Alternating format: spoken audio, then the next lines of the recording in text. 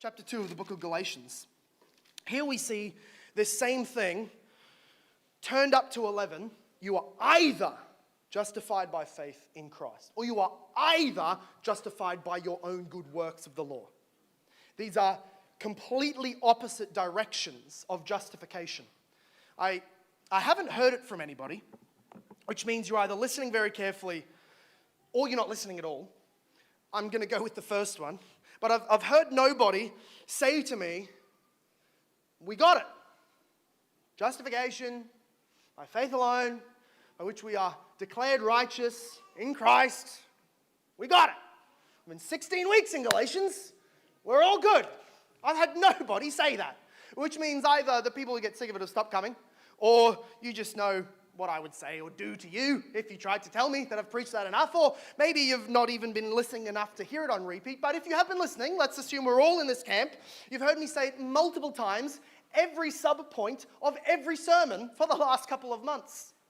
Because that is the theme of Galatians. And that's the implicit lesson of Galatians. You can't hear this enough. Every time we preach it and remind ourselves of it doctrinally from the text, we are putting another defensive pole in the fence around our church, scaring off and fleeing away false teachers.